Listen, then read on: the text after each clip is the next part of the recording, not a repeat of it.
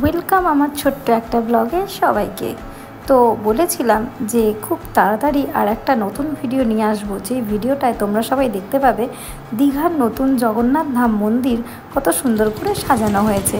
তাই এখন বিকেল আর দেরি না করে আমাদের লজ থেকে বেরিয়ে পড়েছি। আর সোজাসুজি দেখতেই পাচ্ছ কত সুন্দর একটা শ্রী চৈতন্যদেবের মূর্তি সহ মেন গেটটাকে তৈরি করা হয়েছে। আর এখানে লেখা আছে জগন্নাথ ধাম সাংস্কৃতিক কেন্দ্র। তো এইগুলো ল্যান্ডমার্ক বানানো হয়েছে, তার সাথে সাথে সুন্দর করে রাস্তাঘাটকে সাজানো হয়েছে। তার সবই তো নমুনা তোমরা আগের ভিডিওয় দেখেইছো।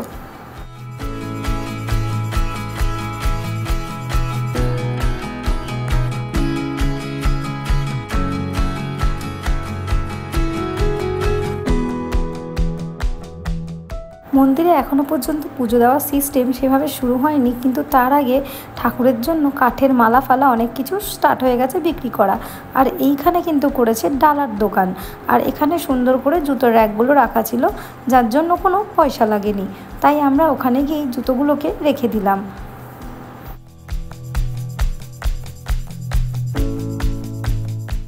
এখন দেখাবো যে একদিন আগে কত সুন্দর এই জায়গাটা সাজানো ছিল, আর তারপরে এই পুরো সেটআপটা খুলে দিতে কেমন যেন একটা ফাঁকা ফাঁকা দেখতে লাগছে। তো যাই হোক, একদিন না একদিন তো সাজানো জিনিসকে খুলে নিতেই হবে, কারণ তারপরে আরও নতুন কিছু সাজানোর জন্য, মানে কোনো কিছু শেষ হয় নতুন কিছু আসবে বলে।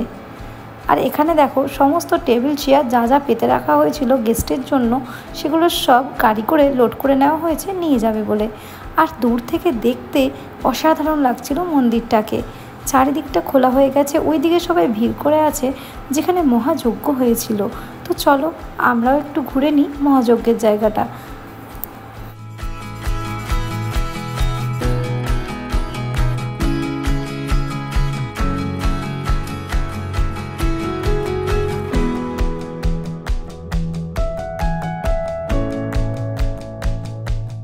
পঞ্চযজ্ঞের চতুর্থ যজ্ঞস্থান তো দেখে নিলাম।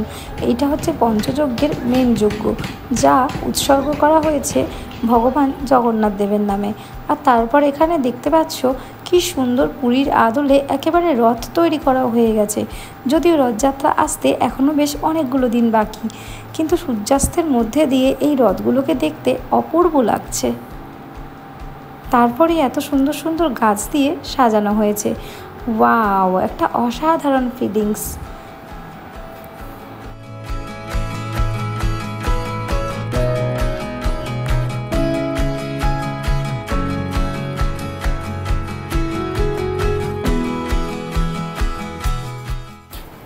চলো চলো, বেশি দেরি না করে আমি একটু রিলস ভিডিও ভালো করে ফেলি, কারণ এরপরে দিনের আলো চলে গেলে এই সুন্দর সাদা মন্দিরটা ঘিরে আর রিলস বানাতে পারবো না। তো সকলে নিশ্চয়ই জেনেই গেছো যে এত সুন্দর মন্দিরটা তৈরি হয়েছে রাজস্থানের বেলে পাথর, কিন্তু মার্বেলের একটা আভা ছিল গোলাপি রঙের। যাই হোক, দিনের আলোতে দেখতে কিন্তু অসাধারণ। আর এখানে মন্দিরের গেট খোলা হচ্ছে সকালবেলা 8টা থেকে একদম দুপুরবেলা আবার সেই 3টে থেকে। তো তোমরা কিন্তু সবাই সাইড গেটই ইউজ করো, কারণ সাইড গেটটা খুব সুন্দরভাবে ভালোভাবে খোলা থাকছে, আর তাতে অনেক সিকিউরিটিও আছে। শুধু মন্দিরের স্থাপত্য আর ভাস্কর্যের কাজ দেখো। এই এখনকার যুগে দাঁড়িয়ে 2025 সালে এসেও এত সুন্দর মন্দিরের ভাস্কর্য অনস্বীকার্য। যেটা ভালো সেটাকে ভালো বলতেই আমি শিখেছি। অসাধারণ লাগছিল ভিতরে ঢুকে। এরকম জগন্নাথের মন্দিরও মানে কি বলবো, কিছু বলার নেই, এত সুন্দর দেখতে লাগছে। আর রাত্রেবেলার দৃশ্যটা তো আরও সুন্দর, তো সেটাও তোমাদের সাথে শেয়ার করে নেব। মেন মন্দিরে ঢোকবার এদিক ওদিকে কিন্তু এরকম পদ্ম সরোবর রয়েছে, তাতে আবার তোমরা যেন ভুল করে নেমে পড়ো না। ওই শুধুমাত্র ফটো তোলার সুযোগ এখন অবধি রয়েছে, এরপরে আর এই ফটো তোলার সুযোগ থাকবে কিনা জানি না, তাই এখনই ফটো তোলার শখটা মিটিয়ে নিলাম।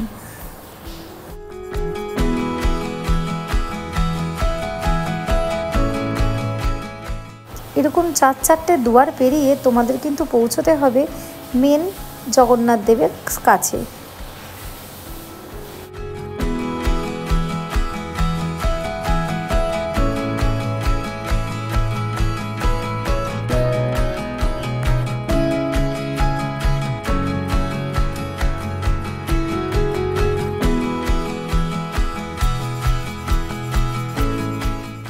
এতগুলো দুয়ার পেরিয়ে এই সর্বশেষ সিংহদুয়ারটা পেরোলাম জগন্নাথ দেবের মন্দিরে ওঠার জন্য। তার আগে এখানে দেখতে পেলাম ভগবান শ্রীবিষ্ণু শয়নে রয়েছেন, আর পায়ের কাছে রয়েছেন মা লক্ষ্মী। হ্যাঁ, এবার একটা বক্তব্য, পায়ের কাছে মা লক্ষ্মী কেন থাকেন? মা লক্ষ্মীকে তো আমরা মাথায় করে রাখি, আসলে মা লক্ষ্মী পায়ের কাছে থাকেন যাতে সেখানে কোনো অলক্ষ্মীর বাস না হয়।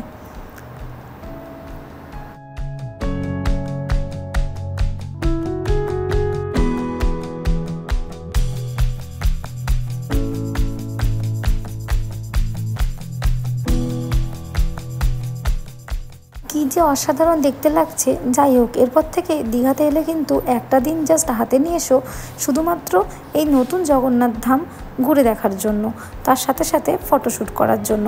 কারণ দিনের আলোর ভিউটা অসাধারণ, রাতের ভিউটাও ততটাই অসাধারণ।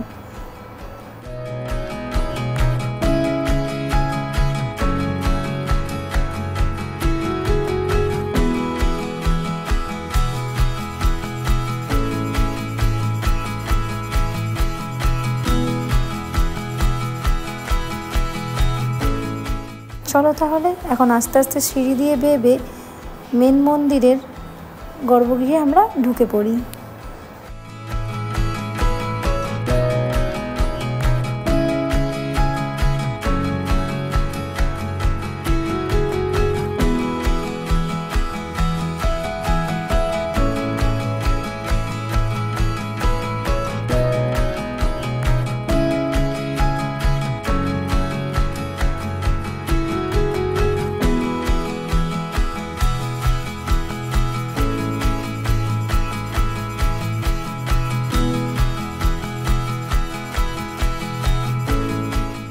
সবার হাতে শুধুই ফোন, আর ফোন মানে ক্যামেরা। তো যাই হোক, এত এত এত ক্যামেরার ভিড় ঠেলে আমরা পৌঁছে গেলাম এখন মেন মন্দিরে জগন্নাথ দেবের বিগ্রহের সামনে। তো এখনও বেশ কিছুটা দূরে রয়েছে, এরপর একটু একটু করে আমরা এগিয়ে যাব। তার আগে তোমাদের এই মন্দিরের রুমটা একটু ঘুরিয়ে দেখাই।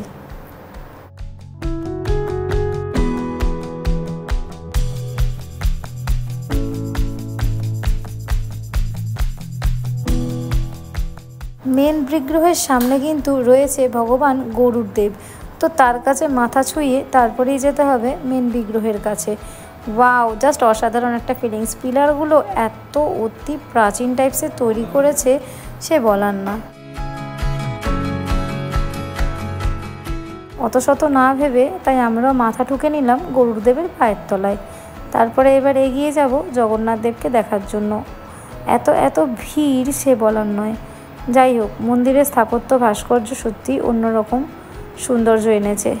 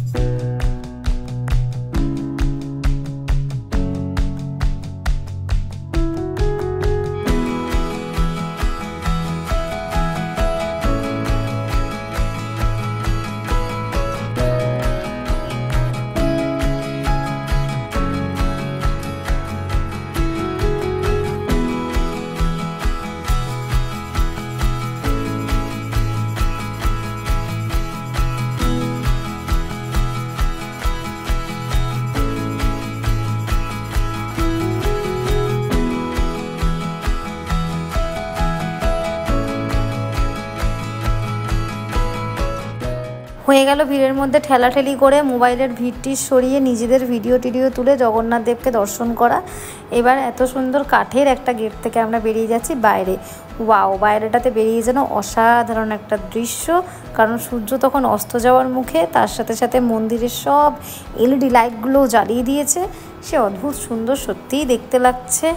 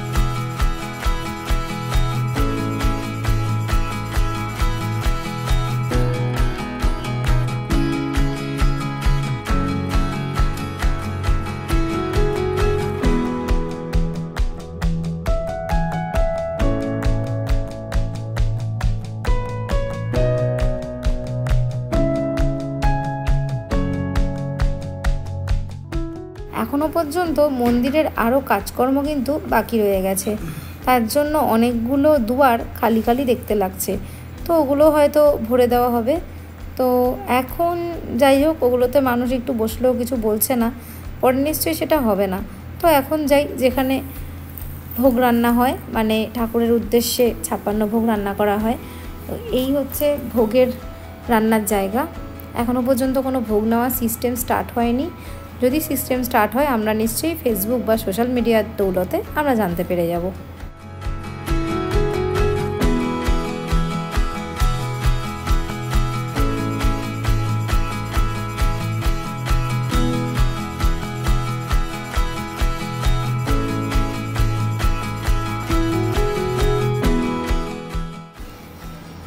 এই সেই রাতের ভিউ, যেটার জন্য এতক্ষণ ধরে ওয়েট করেছিলাম কখন একটু আধার নামবে আর এত সুন্দর রাতের একটা ভিউ পাওয়া যাবে।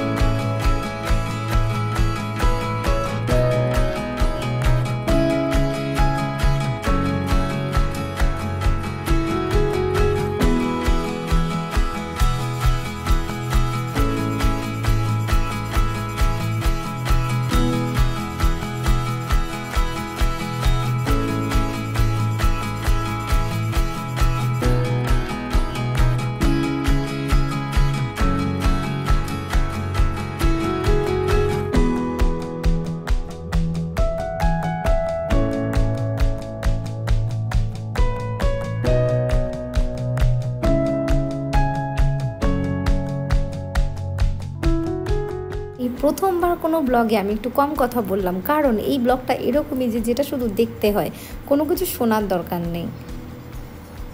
যাই হোক, ভিডিওটা দেরি করে তোমাদের সাথে শেয়ার করার জন্য সরি। আর ভিডিওটা ভালো লাগলে একটা লাইক, কমেন্ট, শেয়ার, সাবস্ক্রাইব কিন্তু করে দিতে একদম ভুলবে না। এখন চলে যাচ্ছি আমরা, টাটা। ফিরে আসবো আবার একটা নতুন ব্লগ নিয়ে। টাটা টাটা করে দাও।